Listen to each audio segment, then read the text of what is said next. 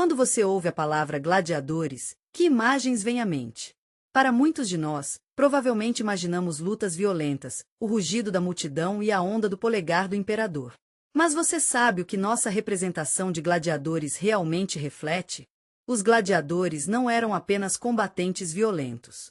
Na verdade, eles eram uma indústria construída sobre dinheiro, fama e política. Os gladiadores não eram apenas escravos, mas também eram voluntários que foram ao Ludus por vontade própria. Hoje, vamos dar uma olhada nos gladiadores, explorando a verdade por trás dos mitos e as razões por trás do medo de Roma. Vamos mergulhar na história cativante da revolta de Espartacus, onde descobriremos os notáveis contos de coragem e resiliência.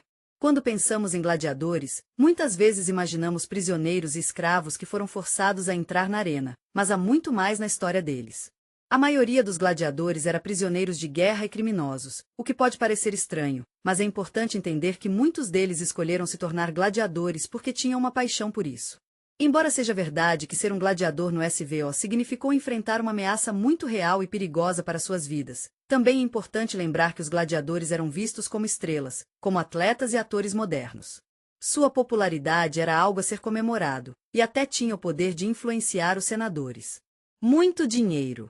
Mesmo que tenham perdido na arena, muitos romanos estavam dispostos a correr riscos por uma questão de fama e fortuna. Em segundo lugar, para algumas pessoas, a arena gladiator foi a única chance de escapar da pobreza. Uma pessoa poderia se vender em um gladiador assinando um contrato. Essa prática foi chamada de ator. Os esportes profissionais modernos treinam você, alimentam você e dão a você a chance de ganhar dinheiro. Em terceiro lugar, os gladiadores eram mais do que apenas lutadores. Eles também eram uma ferramenta política. Os romanos ricos os usaram como exército particular e às vezes até os enviavam para os Estados Unidos.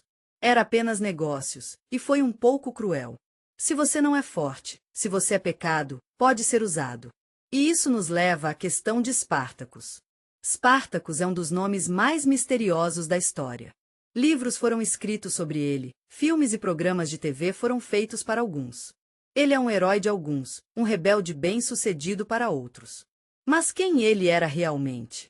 Aqui estão algumas fontes. É um pouco confuso, mas ele foi realmente capturado pelos romanos. Algumas pessoas dizem que ele estava no exército romano, mas ele saiu e foi transformado em um gladiador como punição. As pessoas começaram a criar imagens dele depois que isso aconteceu. Os historiadores romanos falaram sobre ele como um inimigo muito difícil, mas não tinham muito respeito por ele. Os escritores medievais quase nunca se lembraram dele como um símbolo de qualquer coisa. Revolução e a luta contra a injustiça. Mas o que o próprio Espartacus queria? Os historiadores debatem se seu objetivo era criar um estado, sair da Itália ou apenas se vingar dos romanos. Os cidadãos romanos enlouqueceram por brigas de gladiadores. Multidões cheias de anfiteatros, jogadores depositavam apostas e vendedores de rua venderam tudo e qualquer coisa. Figuras de argila de gladiadores populares se tornaram ídolos. As pessoas os elogiaram, e eram admirados e até desprezados pelos homens. Mas por trás desse amor popular, havia um medo que permeava a sociedade romana até o seu âmago. Os gladiadores eram perigosos. Eles não eram apenas lutadores fortes, eles eram assassinos treinados em habilidades corpo a corpo, ao contrário dos legionários que lutaram. Formação gladiadores estavam acostumados a matar sozinhos, confiando apenas em suas habilidades e velocidade de reação. Eles sabiam como perfurar a armadura para que o golpe fosse fatal, como quebrar ossos e como usar quaisquer condições de batalha a seu favor. Elite romana, mas um pônei como você, vê, sob guarda, não é pior que um escravo da prisão. Eles foram proibidos de recrutar também. Foi um grande negócio. Quando os jogos em massa foram realizados na cidade, os gladiadores estavam trancados no quartel e sob maior vigilância. Eles não tinham permissão para carregar armas fora da arena, e qualquer suspeita de conspiração foi punida imediatamente. Quando os gladiadores se levantaram, mataram seus mestres e fugiram das escolas. Na maioria, frequentemente, essas tentativas não duram muito. Os fugitivos foram capturados e foram exibidos ao longo das estradas como um aviso para os outros. Mas um dia aconteceu algo que a nobreza romana estava com muito medo, uma revolta que abalou toda a Itália. Os gladiadores estavam sempre em algum lugar entre ser admirado e não ser. Eles podem se tornar muito bem-sucedidos, mas eram párias. Eles eram escravos, mas também eram ferozes e corajosos. E em algum momento, o medo de que os romanos tenham se escondido cuidadosamente se tornou realidade. Gladiator é uma sentença de vida em correntes, treinamento diário e morte na arena. Apresentamos este mundo de filmes e livros, onde os gladiadores estão condenados desde o nascimento e o sonho de escapar da arena. O maior grupo de gladiadores, esses eram prisioneiros de guerra. Roma expandiu suas fronteiras, e às vezes isso significava que eles tinham que entrar em guerra com bárbaros, gregos, trácios e outros povos. Os inimigos capturados nem sempre foram mortos. Às vezes, eles tinham a opção de morrer imediatamente ou tentar a sorte na arena. Muitos escolheram a segunda opção. Se uma pessoa cometeu assassinato, rebelião ou outro crime grave, o tribunal poderia enviá-la para a arena. Pior ainda que os prisioneiros de guerra. Eles não eram gladiadores treinados, mas ainda eram corajosos o suficiente para enfrentar o desafio. Eles podem ter sido colocados contra um gladiador profissional, um animal selvagem ou até outros gladiadores. Esses gladiadores eram romanos livres que optaram por se tornar gladiadores para a oportunidade de ganhar dinheiro. Foi uma escolha difícil, mas fazia sentido. Algumas pessoas queriam sair da dívida, outras sonhavam com a glória, e outras realmente acreditavam que poderiam vencer o sistema, ficar ricas e comprar sua liberdade. Os voluntários não foram considerados cheios e mesmo depois de terem sido treinados para lutar, esses pobres escravos ainda perderam seus direitos civis e tiveram que usar um colar para mostrar a todos que agora faziam parte da arena. Mas não importa como eles chegaram à escola de gladiadores, a maioria dos gladiadores acabou no mesmo lugar. Aqui, ser um soldado, um camponês ou um cidadão romano não importava. Você era um gladiador, e os romanos os amavam muito. Eles discutiram sobre os vencedores, escreveram os nomes dos maiores lutadores das paredes e os honraram enquanto agora homenageiam os campeões. Suas vitórias foram discutidas, mas foi um fascínio estranho. Os gladiadores eram ídolos e párias, eles eram adorados. Os gladiadores não eram populares entre os manifestantes, mas foram recebidos por um respeitado cidadão romano. Apesar do risco de ser expulso, os gladiadores se tornaram estrelas. Alguns dos lutadores eram conhecidos pelo nome em todos os cantos do império. As pessoas os reconheceram nas ruas, e seus rostos apareceram em barro. Lâmpadas e brinquedos infantis também. Eles até fizeram as pessoas quererem lutar como gladiadores, subornando guardas para se esgueirar à noite. As pessoas pensavam que o sangue do gladiador era a fonte da força vital. As mulheres o misturaram com cosméticos porque acreditavam que os tornavam bonitos e jovens. Mas, por mais famosos que fossem, a sociedade romana simplesmente não estava pronta para eles. Um gladiador não poderia se tornar um senador ou se casar com uma mulher de uma família respeitável. Ele poderia ser rico, mas nunca poderia ser igual. Além de ser uma fonte de entretenimento, as lutas da arena eram uma verdadeira arma de poder. Os políticos encenavam jogos para ganhar popularidade. Quanto maior a performance, mais votos eles receberam nas eleições. Um candidato que pagou generosamente por lutas poderia contar com o apoio da multidão. Os jogos eram uma maneira de manter as pessoas sob controle. Quando uma cidade estava em turbulência, o Senado podia apenas anunciar grandes jogos, e as pessoas esquecem os problemas. Mas os gladiadores não eram apenas uma fonte de entretenimento. Eles eram uma fonte de entretenimento, mas havia um lado sombrio para eles. Júlio César manteve uma escola particular de gladiador em Capua com centenas de lutadores. Não era apenas uma escola, era seu exército pessoal. Durante o período tardio da República, os gladiadores foram usados não apenas em arenas, mas também nas ruas. Eles realizaram ataques, intimidaram oponentes políticos e participaram de confrontos urbanos. A elite rapidamente percebeu que precisava controlar todo o Ludo-Sami, para que nenhum senador pudesse transformar os combatentes da arena em seu exército. Os gladiadores faziam parte do sistema político e entretinham o povo. Estou tão animado para falar sobre os incríveis gladiadores que lutaram no Beor Hall. Eles eram como armas secretas e realmente sabiam como pegar o que era jogado para eles. É como se eles estivessem vivendo quadros de xadrez, com cada luta sendo uma obra-prima estratégica. A arena era como um teatro, onde cada lutador trouxe seu próprio estilo único para a luta. E seus oponentes foram escolhidos com cuidado, tornando cada um verdadeiro confronto de habilidade e estratégia. Eles pensam muito e cuidam. A batalha, certificando-se de que suas armas, armaduras e estilo de luta estavam certos. Na arena, Alguns dos pares mais interessantes foram os Trácios e o Murmelon. Essas brigas foram realmente simbólicas. Um dos principais temas da história militar foi a relação entre os romanos e os Fraqui na vida real. Os Trácios de Roma eram um povo gentil. Eles eram gladiadores levemente armados cujo estilo de luta foi inspirado pelas táticas dos verdadeiros guerreiros trácios que os romanos enfrentaram em batalhas. A principal arma do gladiador trácio, ou Fraqui, era a lâmina. Foi projetado para ignorar os escudos do inimigo e atacar áreas vulneráveis, especialmente as pernas e ombros. O pequeno escudo de Fraqui era redondo e forte, e ele usou para se esquivar rapidamente e aparar ataques. Ele não tinha muita proteção para o corpo, apenas um curto rabo de cavalo em uma perna, um capacete com uma crista alta e óculos curvos que lhe deram a aparência de um trácio. Ele confiava na mobilidade. Houve sérias desvantagens em esperar por essa batalha se fez perdesse. Ele era um concorrente forte, mas não tinha muita defesa. Na maioria das vezes, os Tracians lutaram contra Rono, que tinha um estilo completamente diferente. Na arena, Murmelon parecia uma parede pesada que estava se aproximando lentamente.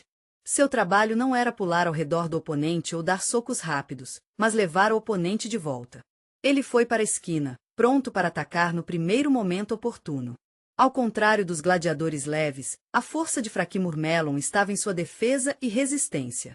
Ele estava equipado com um escudo retangular colossal que envolvia a maior parte de seu corpo, uma cobertura de perna pesada com uma crista e uma cinta de pulso por uma mão. Ele não tinha um ponoi como um ponto de cauda, e suas pernas ainda estavam vulneráveis. A arma principal de Murmelon era Gladium, uma espada que não era tão grande e abrangente quanto a espada do gladiador, mas era perfeita para esfaquear. Muitos Murméis eram ex-soldados, assim como os legionários romanos, e eles usaram a mesma espada em batalha. Você sabe, as táticas de Murmelon eram sobre pressionar seus oponentes.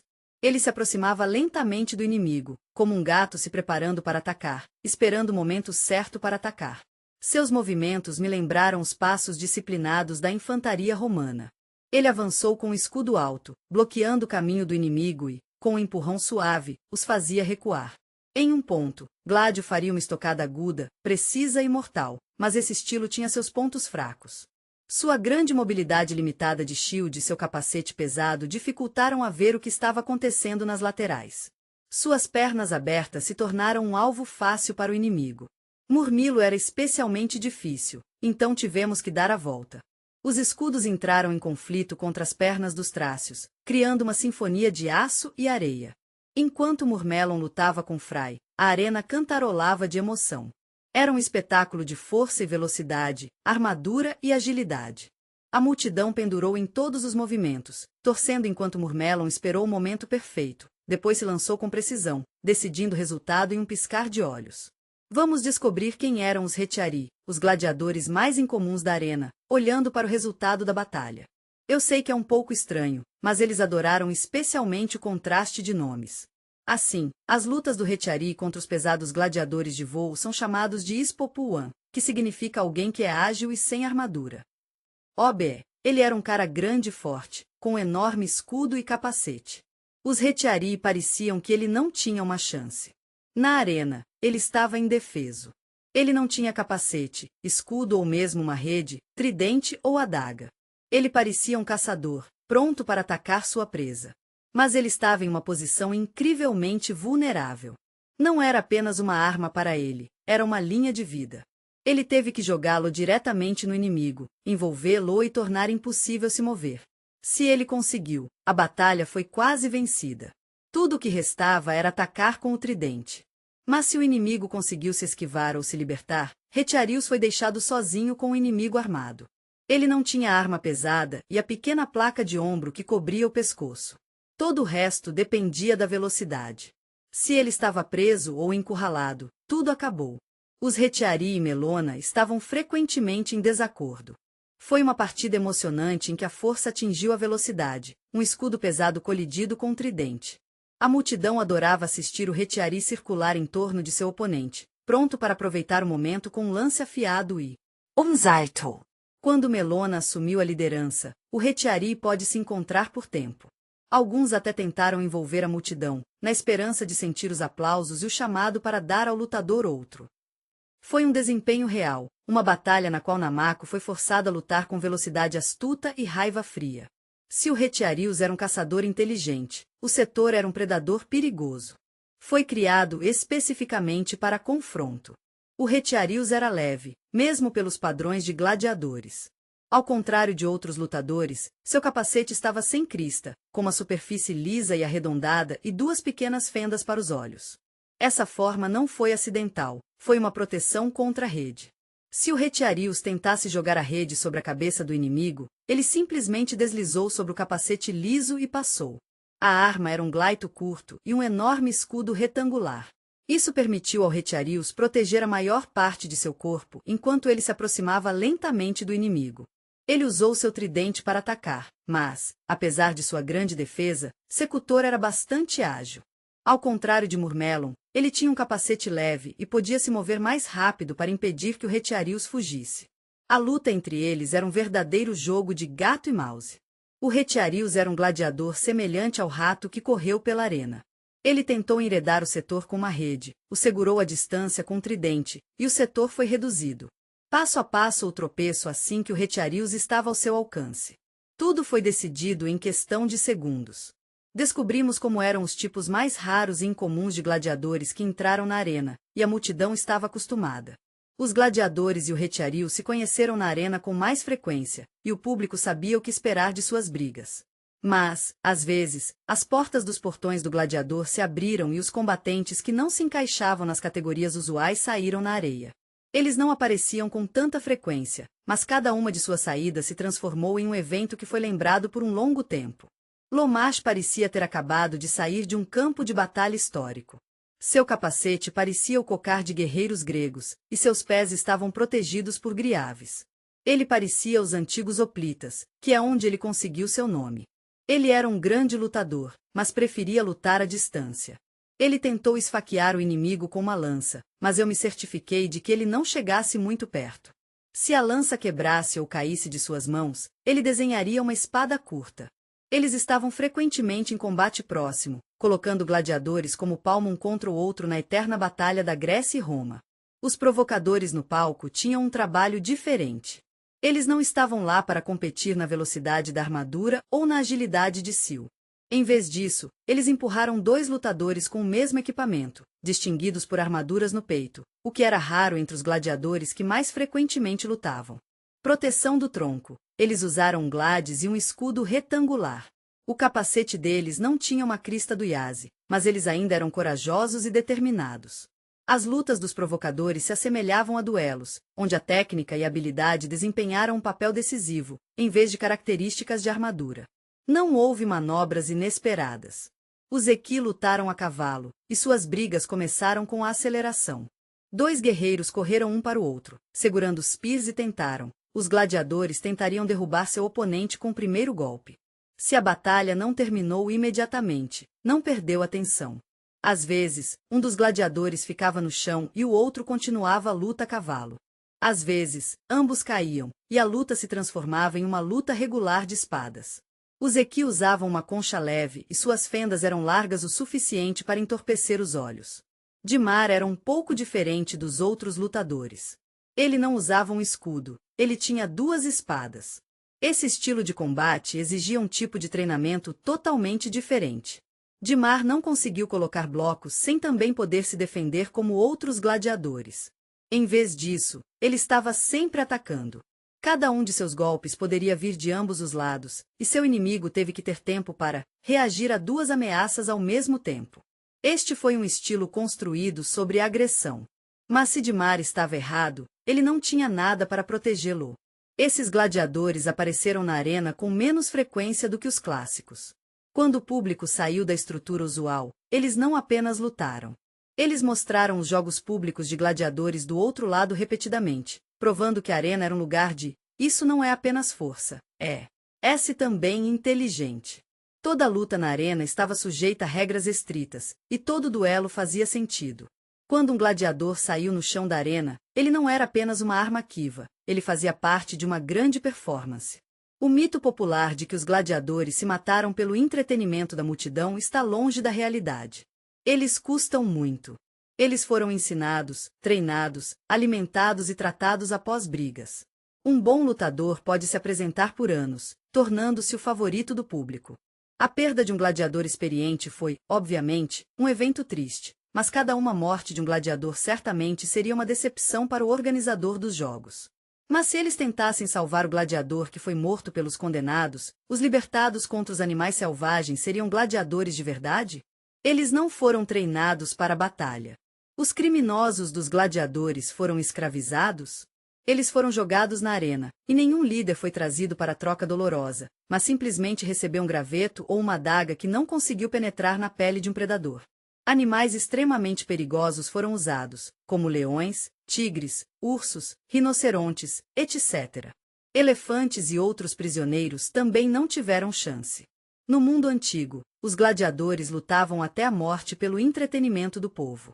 Mas os verdadeiros gladiadores morreram apenas em casos especiais.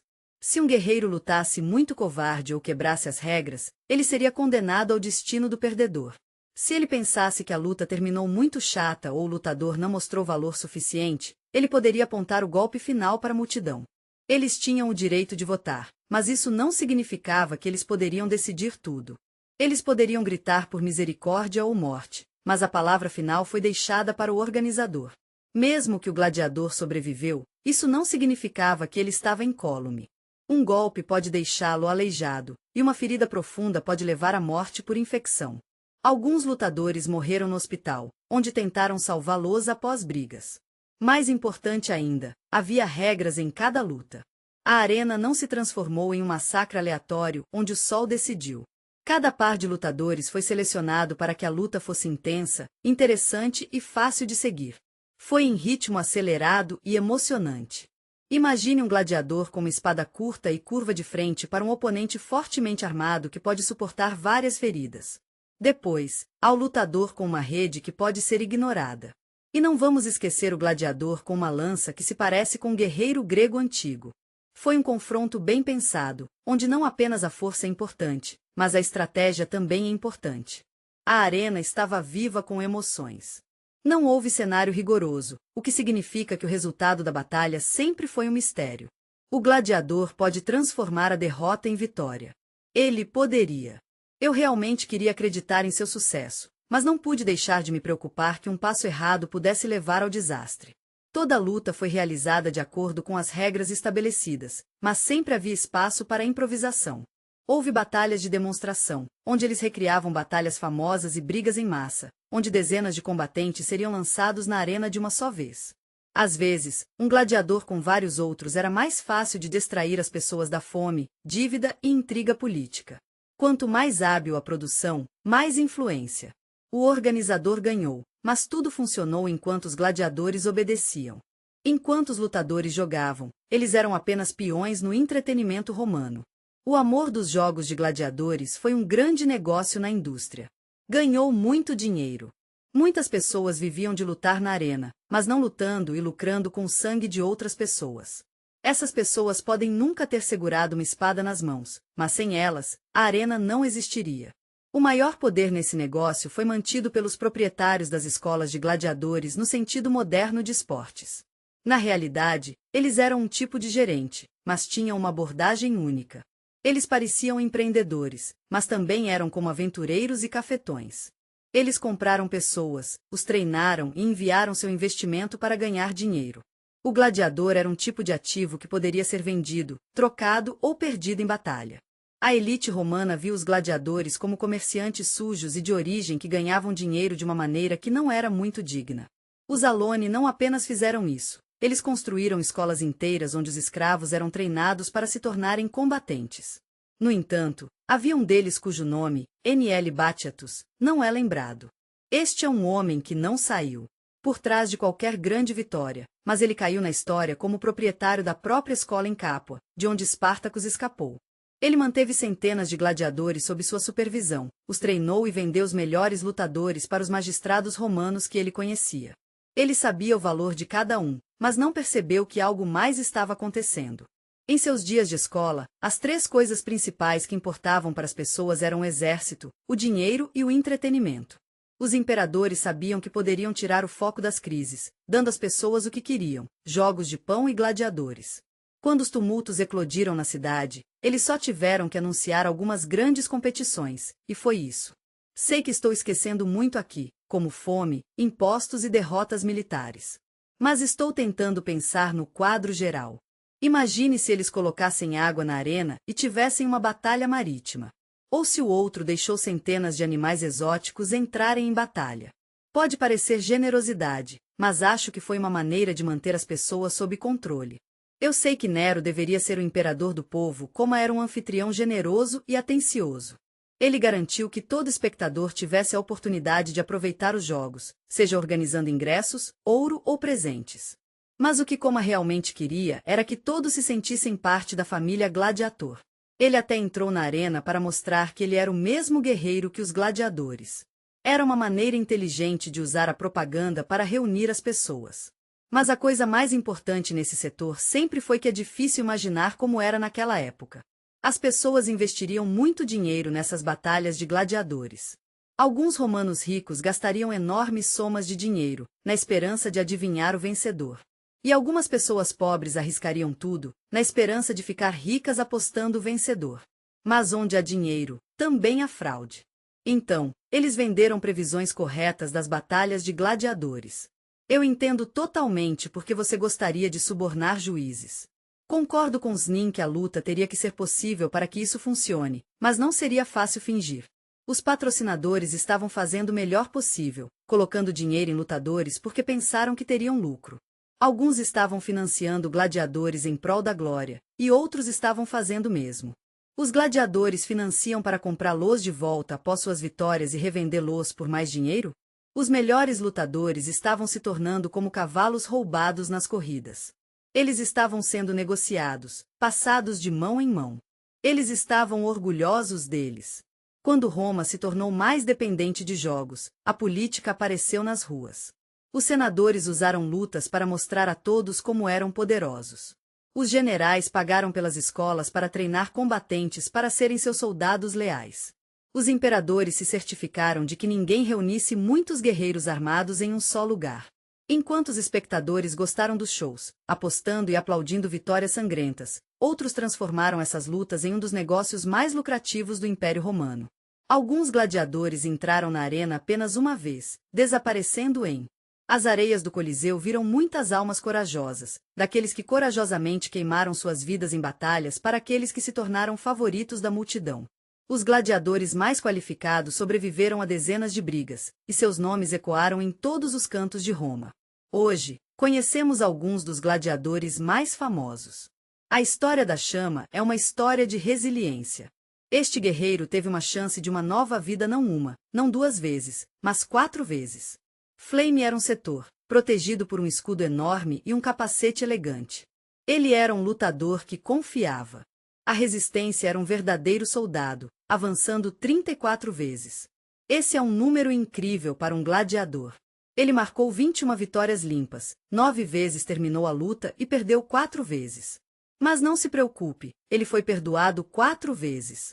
Ele recebeu o direito à liberdade, recebeu o lançamento do Sizim e recusou 4 vezes. Talvez ele não se viu do lado de fora da arena, talvez tenha gostado da fama, do deleite da multidão e da emoção da luta, ou talvez ele simplesmente tenha feito. Não tenho certeza se há outro Wayne por aí, mas quando ele faleceu, Roma realmente não se lembrava dele. Com o tempo, ele saiu com orgulho e presas. Corpor era um lutador de besta que lutou com bestas selvagens. Sua arena não estava onde eles cortam com espadas, mas onde liberaram leões, ursos, touros e panteras. Ele não usava armadura pesada, ele precisava de velocidade e reação. Eles disseram que em um dia ele matou um touro, um rinoceronte e até mesmo um leopardo. Às vezes, ele lutou com ele era um concorrente feroz, geralmente comparado ao lendário Hércules. Suas aventuras foram verdadeiramente notáveis, mas as batalhas contra os bestiarianos eram particularmente perigosas. Ele tinha incrível capacidade de matar vários animais. No entanto, quando ele enfrentou o que desapareceu dos registros romanos, ele escolheu deixar a arena ou encontrou seu fim em Roma. Ele tinha um profundo respeito pela força e poder, e a força do gladiador muitas vezes o elevava a grandes alturas. Skull era uma verdadeira joia. Esses guerreiros eram tão pacientes e fortes, e adoravam se divertir. Suas brigas não eram apenas duelos comuns, eles foram como um grande show para todos gostarem. O chefe favorito deles era o próprio Nero, conhecido por amar os gladiadores. Ele fez essas enormes brigas e pagou por jogos por todos os lutadores. Ele escolheu a Espícula e deu-lhe presentes como palácios, terras e riquezas. Viver em uma gaiola, cercado por luxo, de repente acabou sendo rico. Mas, infelizmente, o reinado de Nero chegou ao fim quando o imperador foi derrubado. Seus favoritos foram destruídos, e o Spiculi não teve uma segunda chance. Ele não esperou por sua execução, em vez disso, ele cometeu suicídio. Suas vitórias foram comemoradas e as histórias sobre elas foram transmitidas de geração em geração. Os lutadores mais famosos podem até se casar com mulheres romanas se tivessem sua liberdade. Em relevo na pedra, as palavras de conquistar Roma falam com o respeito que os antigos romanos tinham pelos gladiadores. Um gladiador poderia se tornar uma lenda, um símbolo ou até rico, mas ele sempre foi um homem que o público um dia gostaria de ver mortos. Mas se ele morresse com dignidade, deixando a história para trás, seu nome não desapareceu. Continua. Havia um destino próprio. Alguém estava morrendo na arena. Quem foi? Quando os gladiadores morreram, seus nomes se tornaram parte da história. Mas quando eles se transformaram em um pesadelo, Spartacus e seus colegas gladiadores se tornaram a pior dor de cabeça de Roma. Eles mostraram o que poderiam fazer em uma guerra real. Mas antes que Spartacus se tornasse um herói do Império Romano, ele não faria parte da máquina de entretenimento romana. Ele queria ser mais do que um símbolo da luta. Ele era um homem comum, ou pelo menos o que Roma queria considerar como comum. Todos sabemos um pouco sobre Spartacus, mas quanto mais tentamos entender quem ele realmente era, mais percebemos que não há apenas uma resposta. Alguns dizem que ele era originalmente de Fraki, que é o território da Bulgária moderna, da Turquia e da Grécia. Durante um dos pletos paradisiacal, ele foi capturado e vendido para uma escola de gladiadores. Mas há outra versão de sua história também. Alguns dizem que antes de ser capturado, ele serviu no exército romano. Ouvi essa explicação de alguém que sabe muito sobre o tópico. Eles não estavam interessados em transformar Spartacus em um herói. Eles o chamaram de rebelde bárbaro e inimigo, mas até observaram que ele era um homem de extraordinária inteligência e força. Ele era um homem capaz de criar um exército daqueles que nem sonhavam em se tornar livre. Quando Spartacus entrou na escola de gladiadores, ele se viu em um mundo fechado governado pela força, disciplina e medo. A escola gladiatora em Capua, de propriedade de uma família poderosa, estava localizada na Itália. Lentulus Batiatus era um empresário experiente que entendeu o mundo dos gladiadores. Ele ajudou os lutadores a se preparar para suas batalhas e ganhou a vida alugando-as. Em Ludustia, as pessoas poderiam se transformar em combatentes através de um processo conhecido como os pods. Eles vieram a NH-Tri com a esperança de assinar um contrato de dinheiro ou fama. Mas uma vez que eles passaram pelo portão, cada pessoa enfrentou uma escolha: torne-se uma arma ou desista. Em Capua, os gladiadores viviam ao ar livre, não em masmorras. Os gladiadores viviam em quartel e comiam refeições completas, mas essa foi apenas uma decisão prática. Eles eram uma mercadoria valiosa e tinham que estar em boas condições.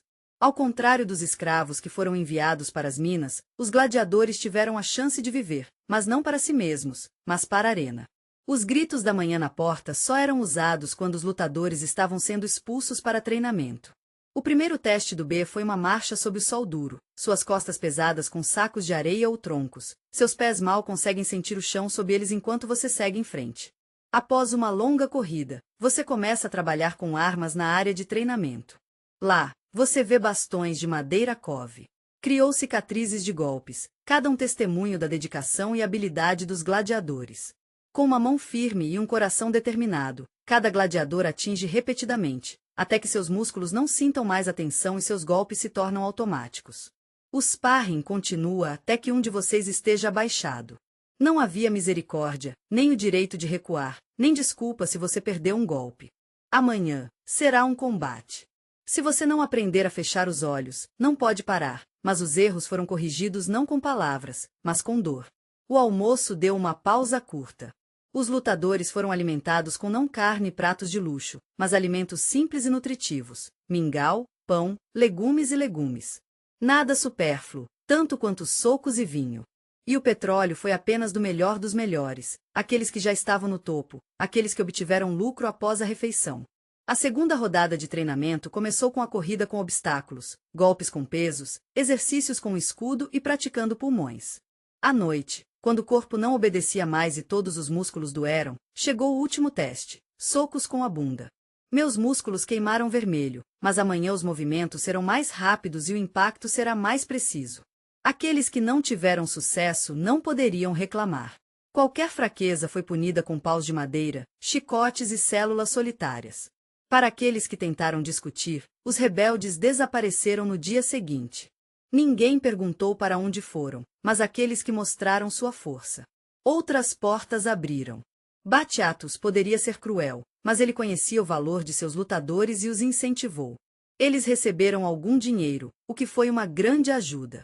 Eles poderiam apostar em suas próprias brigas, comprar mulheres e pedir sua própria comida.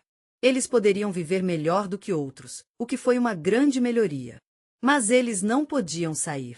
Havia apenas uma saída, a arena. Lá, eles encontrariam a glória ou a morte. Mas todo mundo era diferente. Alguns deles queriam escapar, o que era compreensível. Alguns procuravam poder, enquanto outros sonhavam em tê-lo. Eles vieram de todo lado, cada um com sua própria história e suas próprias pontuações com Roma. Mas nesta história, eles estavam unidos por algo muito mais profundo, ódio. Quando na forma de conspiração caveu ou não, Emai estava entre os que eram respeitados. Ele era um gladiador sênior que havia sobrevivido a dezenas de brigas. Ele sabia como esse mundo funcionava. Ele viu centenas de pessoas chegarem e depois serem levadas para a arena, onde desapareceram de sangue e areia. Ele sabia que não havia saída de Ludu, Kiu. O sistema foi projetado para que ninguém pudesse escapar, mas quando chegou a oportunidade para atacar, ele não hesitou. Ele tinha uma forte presença entre os combatentes e ajudou os Spartacus a organizar a trama. Isso não foi apenas uma explosão espontânea de raiva. A revolta necessária disciplina, estrutura e preparação. O Enomaus era o cérebro por trás dele, e Imai era seu pilar. Infelizmente, ele não viveu para ver como isso acabaria. Ele morreu nos primeiros confrontos com os romanos. Foi uma perda significativa para os gladiadores. Eles não eram mais apenas um grupo de fugitivos. Sua morte fez com que todos pensassem em Ervozami na história, um cara grande de ombros largos que sempre entrava com toda a sua força. Ele não acreditava em jogar em segurança, e não viu o sentido de ser cauteloso. Ao contrário de Spartacus, ele não estava procurando uma saída da Itália. Ele só queria estar lá quando as vilas dos patrícios desmoronaram e os gladiadores fugiram dos legionários. Ele queria ver o fluxo sanguíneo romano à medida que o exército de gladiadores crescia, com mais e mais escravos e desertores se juntando a eles. E os plebeus vieram até eles em grande número. A tensão entre Spartacus e Critius cresceu à medida que seus gladiadores rebeldes se tornaram uma força a ser reconhecida. Era a hora de descobrir o que fazer a seguir. Spartacus percebeu que Roma não podia ser derrotada em uma guerra aberta porque as legiões eram grandes demais. Ele queria tirar as pessoas da Itália e ir para as terras além dos Alpes, onde poderia se misturar com os bárbaros e ser livre. Critius não entendeu isso. Ele queria marchar em Roma e destruir o império que ele odiava. Nesse momento, seus caminhos se separaram. Critius levou consigo parte do exército de homens que também não queria correr, mas queria lutar. Logo depois, os romanos cercaram seu esquadrão, mataram cada um e levantaram a cabeça em lanças. Eles queriam mostrar Spartacus que o mesmo destino o esperava. Outro dos camaradas de Spartacus era Ganiccus. Ele não estava interessado em poder ou estratificação.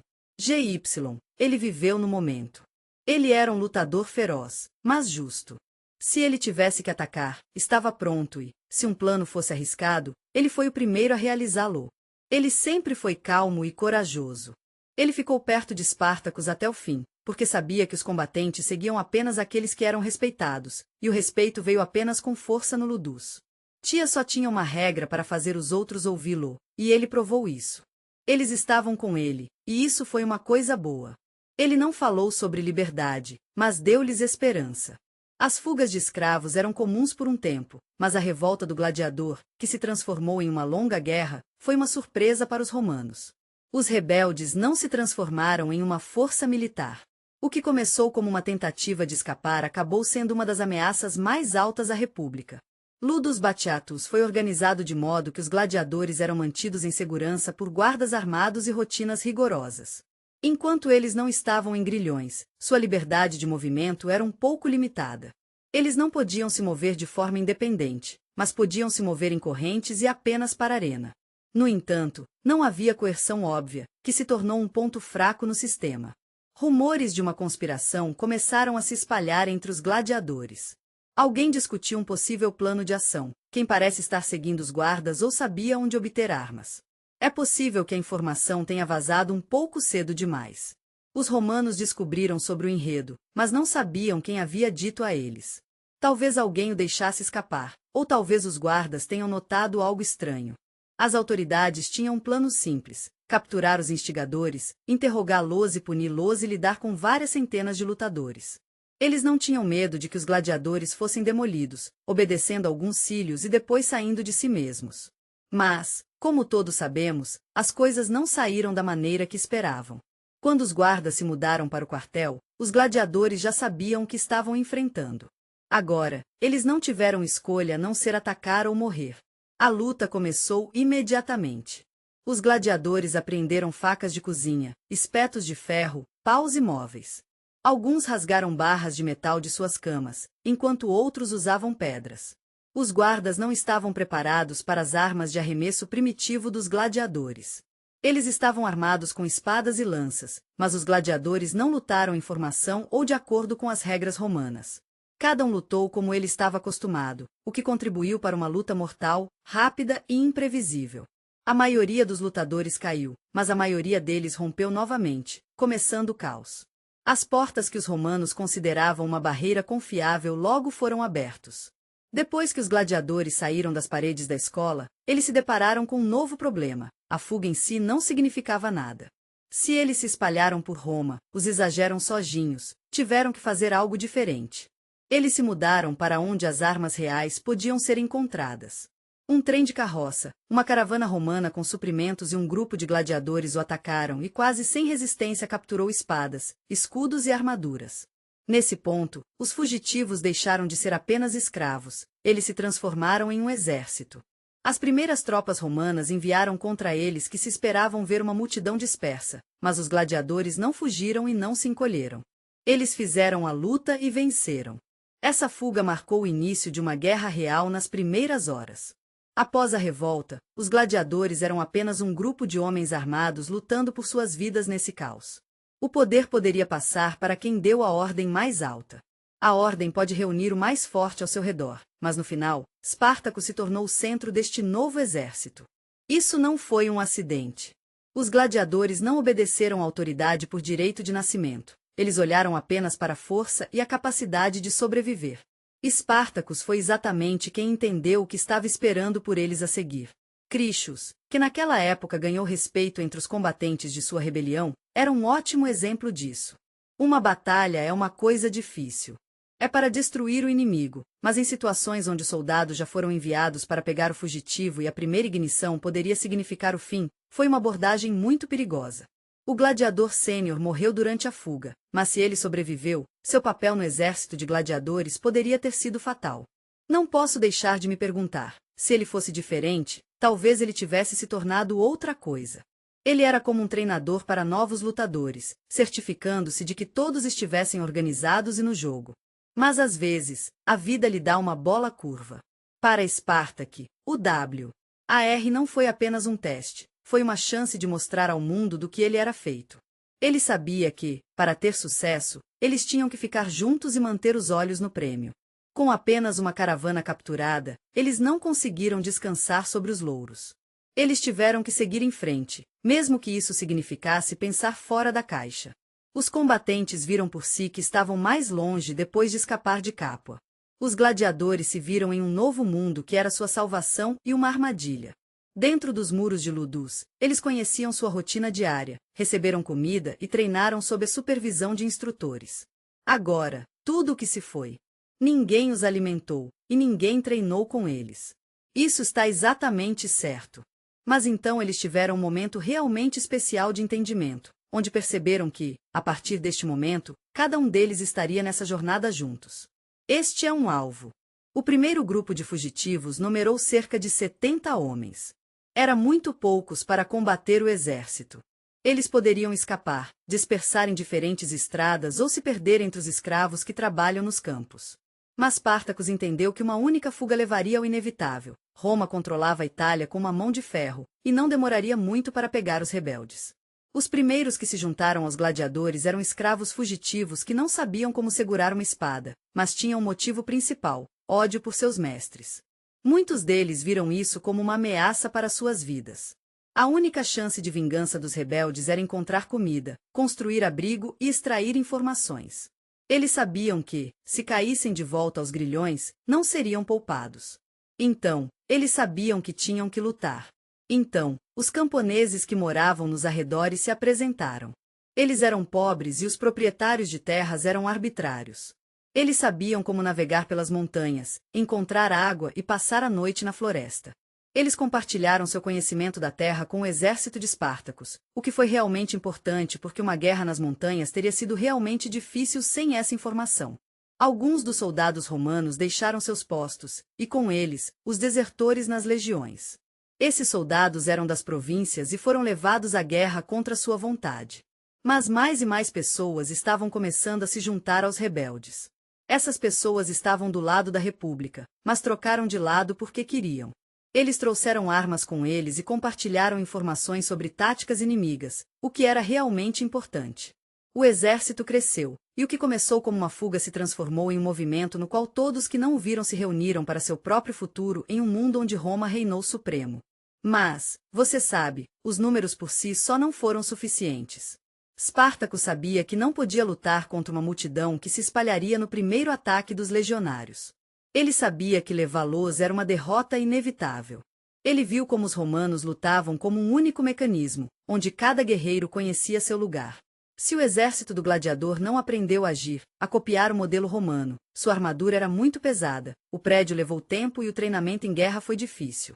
Em vez de se concentrar nas condições, ele pensou em outras maneiras. O exército de Spartacus não tinha formações rigorosas ou armas unificadas, mas todos sabiam seu papel. As tropas eram compostas por ex-gladiadores e camponeses. Os primeiros eram assassinos, acostumados a escoteiros, enquanto os últimos encontraram esconderijos e foram emboscados. Quando os romanos foram contra os gladiadores da primeira legião, eles esperavam encontrar uma multidão desorganizada. Eles tinham certeza de que os escravos fugitivos não seriam capazes.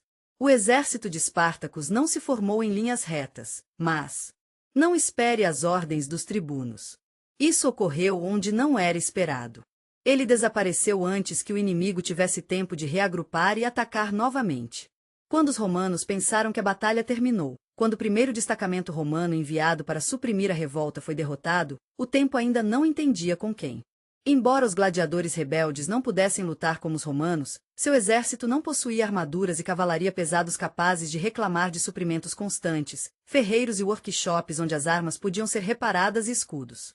Eles tinham algumas coisas para eles que seus inimigos não tinham. Eles tinham a liberdade de se movimentar e não muitas regras estritas a seguir. O exército romano foi criado dessa maneira. Seus soldados lutaram em formação, com ações que foram planejadas e focadas em um sistema de comando claro. Eles foram usados para disciplina, avançando e metodicamente devagar e apoiando-se em uma única ordem. Mas se esse sistema se desfez, os romanos estavam com problemas. Suas formações de batalha desmoronaram, e até um legionário experiente estava em risco em combate único. Spartacus sabia disso, e ele o usou a seu proveito. Os gladiadores eram mais rápidos e mais ágeis, e atacaram com mais frequência. Os romanos tiveram uma surpresa quando saíram antes que o inimigo pudesse se reagrupar e virar o terreno a seu favor. Os romanos eram usados para batalhas onde as tropas convergiriam em campo e começariam cara a cara. Os rebeldes lutaram de uma maneira diferente. Eles emboscaram, levaram falsos retiros, atraíram o inimigo em uma armadilha e os destruíram em pequenos grupos. Onde o exército romano esperava ver uma multidão desordenada de rebeldes, eles foram recebidos por uma força coesa emergindo. Música, os rebeldes não conseguiram se adaptar a essa guerra. Eles foram treinados para lutar em campos abertos, onde podiam se alinhar na formação de batalha. Os gladiadores eram muito rápidos e ágeis para eles pegarem. Quando a notícia do motim de Capua chegou ao Senado romano, eles não levaram a sério a princípio. Eles pensaram que era apenas um grupo de escravos fugitivos, e provavelmente poderiam ser dispersos em pequenos números. Mas os gladiadores não eram páreo para eles. Eles derrotaram várias expedições militares enviadas contra eles, destruíram os destacamentos que deveriam ter trazido de volta em correntes, agarrado às armas e organizaram acampamentos para treinar reforços. Os romanos não precisavam se preocupar com nenhum exército antigo. Eles enfrentaram os Spartacus e seu bando de rebeldes. Os políticos não tinham tanta certeza sobre o envio de suas melhores tropas contra os Spartacus. Eles não achavam que os rebeldes poderiam realmente enfrentar os profissionais. E o Senado simplesmente não tinha recursos para enviar ajuda. Roma era enorme. Seu exército foi espalhado pelas províncias. Os generais estavam ocupados lutando contra guerras na Espanha, Ásia e Gália. A legião estava mantendo forte nas fronteiras, colocando rebeliões e mantendo as cidades na fila. Roma tinha muitos recursos, mas, infelizmente, eles não tinham pessoas suficientes para parar os Spartacus. Tudo estava indo bem no começo, mas essa guerra seria diferente. Durou por 3 anos inteiros, não porque os romanos eram fracos, mas porque Roma subestimou seriamente o inimigo. O primeiro grande confronto foi a Batalha do Monte Vesúvio. Os romanos bloquearam as rotas de fuga, esperando que os gladiadores morressem de fome. Seus lutadores desceram as encostas íngremes do vulcão à noite e atingiram por trás. O acampamento do inimigo foi destruído e os romanos fugiram em pânico. Mas este foi apenas o primeiro. Os romanos enviaram novas forças para levar os rebeldes a uma armadilha, mas as legiões encontraram uma surpresa. O exército de Espartacus não se sentaria em um cerco. As legiões eram lentas, pesadas e ligadas a estradas e comunicações, então os gladiadores foram capazes de se mover mais rápido, aparecem onde não eram esperados e cercam e destruíram o inimigo. Na Batalha de Tina, os romanos sofreram uma derrota devastadora. Os romanos não podiam acreditar que essa revolta não era apenas uma explosão de raiva, mas uma guerra que os gladiadores estavam travando. Eles estavam se preparando para isso, e estavam fazendo isso de uma maneira inteligente e dedicada. Eles não podiam ver que o exército contra os quais eles estavam sendo realmente não era um exército real. A VRZ continuou vencendo a legiona Empresa Vogla. Spartacus mudou-se de VD, foi de sul para norte na Itália, virou-se, levou cidades e encheu armazéns com armas. Ele também venceu um monte de exércitos romanos. Mas a revolta não poderia durar para sempre. Spartacus sabia que cada vitória o aproximou do dia em que um homem que não sabia que iria sair contra ele. Mais cedo ou mais tarde, alguém faria. Quem vai intensificar e assumir a responsabilidade pela guerra? Bem, conheça Marcus Licinius Crassus. Ele é um pouco diferente dos outros que tentaram derrotar os gladiadores. Veja, Crassus não era apenas cruel, ele também era impiedoso. Ele não viu os rebeldes como selvagens que poderiam ser espalhados. Não, ele os viu como um inimigo que precisava ser completamente destruído. Quando Crassus assumiu o comando, as regras da guerra mudaram. No início da revolta, não houve argumentos dentro do exército de Spartacus. Todo mundo que ingressou na rebelião sabia que não havia outra escolha. Quanto mais a guerra se contorceu, e o exército crescia. Com o passar do tempo, tornou-se cada vez mais difícil manter todos unidos. A primeira grande divisão aconteceu quando parte do exército W, preso a deixar a Itália. Spartacus não estava lutando sem um bom motivo. Ele sabia que Roma acabaria por reunir uma força que seria difícil de parar. Seu plano era tirar seu povo da Itália, talvez até ir além dos Alpes, onde o poder romano não era tão forte. Mas nem todos compartilharam essa visão. Um dos gladiadores, Crixus, viu a guerra como mais do que apenas uma saída. Ele estava tão empolgado com a chance de enfrentar os romanos em uma grande batalha. Ele não queria recuar ou se esconder nas montanhas. Quando Spartacus se ofereceu para deixar a Itália, Crixus disse, de jeito nenhum. Ele não queria desistir de seus sonhos. Ele juntou seus homens e foi para o sul para continuar lutando. Ele não conseguiu parar o exército romano.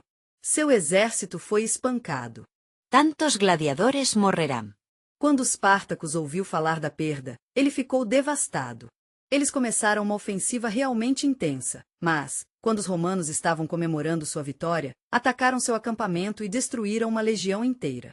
Eles alcançaram sua vingança, mas Crixus não foi o único que causou uma divisão. Com o passar do tempo, a revolta mudou muito. Nos primeiros meses, era uma pequena comunidade de lutadores que se conheciam, mas um ano depois, já havia mais de 40 pessoas no exército. A revolta reuniu pessoas que procuravam retribuição e destruição. Cada novo soldado trouxe sua própria perspectiva única sobre a guerra. Spartacus fez o possível para manter todos na fila, mas não foi fácil. Quando ficou claro que Roma estava planejando outro ataque, alguns dos líderes militares começaram a ter dúvidas. É difícil dizer se valeu a pena ficar com ele. Ele e seus homens viram a guerra como uma chance de ficar rico, e quando parecia uma batalha com Craso era inevitável, eles foram embora. Spartan decidiu que seria melhor ir para as montanhas e se espalhar.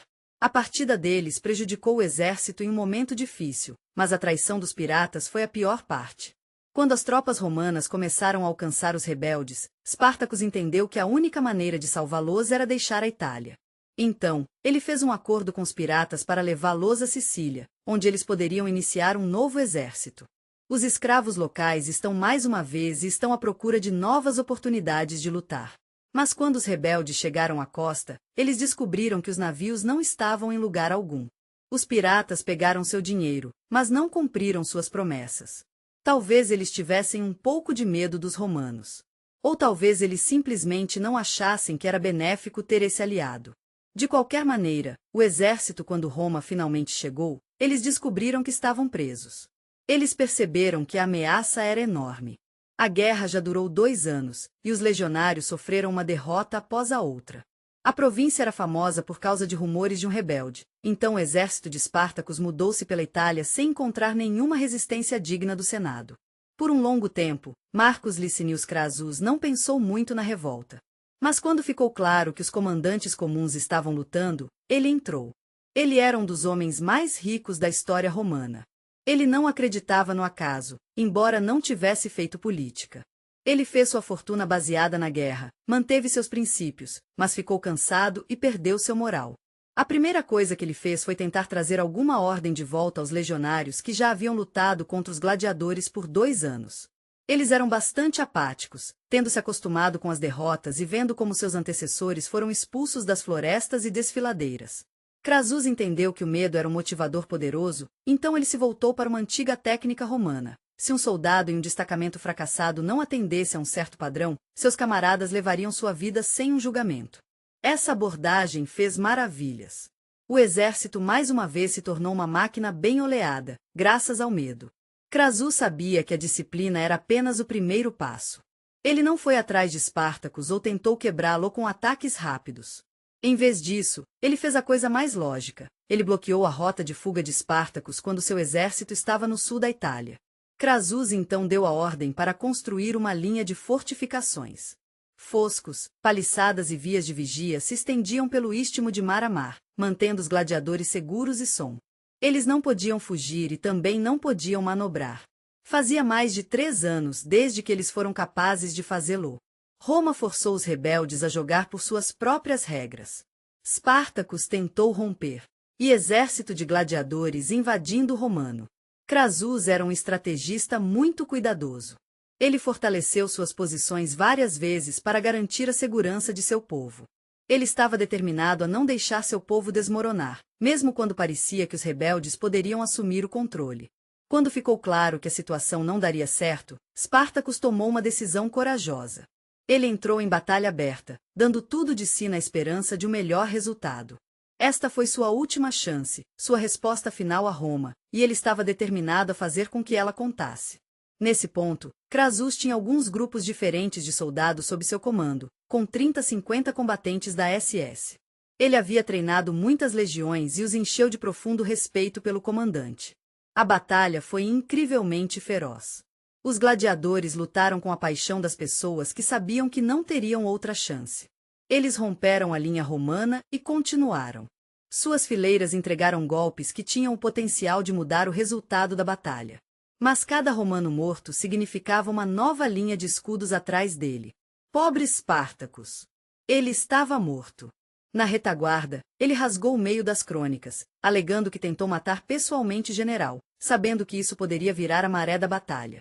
Quando os gladiadores caíram, mais e mais inimigos atrapalharam. O campo de batalha estava repleto de corpos daqueles que não foram mortos imediatamente ou capturados. De dezenas de milhares de unidades que sobreviveram, o corpo de Espartacus foi encontrado. Depois que os destacamentos esmagadores entraram em pequenos grupos, eles tentaram invadir o norte, mas não funcionou. Crasus iria acabar com eles, mas Pompeu, o Grande, retornou. Pompeu era um general famoso, mas ele não participou da guerra contra os Pártacos. No entanto, o nome da legião já foram os últimos remanescentes do exército de gladiadores. Ele imediatamente enviou um relatório a Roma, onde escreveu que foi ele quem acabou com a guerra, e Crasus não conseguiu perdoá-lo por isso. Ele viu como eles tentaram tirar seu triunfo, mesmo que ele sempre fosse um grande líder. O quiabo foi deixado ao fundo e a rebelião foi esmagada. Roma não se sentia mais ameaçada, mas agora tinha que ensinar uma lição a quem pudesse pensar em outra revolta.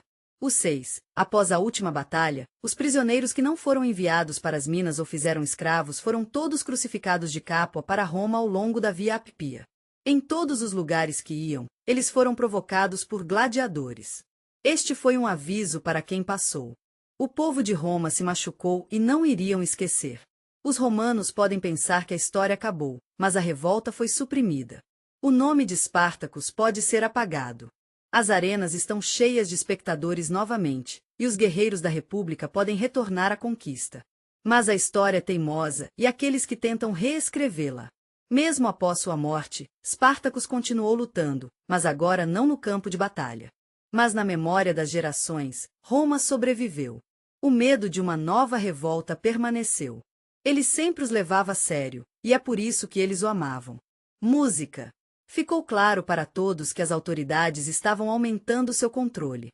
As escolas gladiator se transformaram em campos fortificados. Os guardas foram dobrados e foram cuidadosamente controlados. Mas a mudança mais importante foi a política em relação aos escravos. Claro, Roma não aboliu a escravidão. Isso era impossível em um mundo construído sobre trabalho sob servidão involuntária. No entanto, os proprietários de terras decidiram que os escravos agora tinham uma chance melhor de serem livres. Eles foram tratados com um pouco mais de cuidado.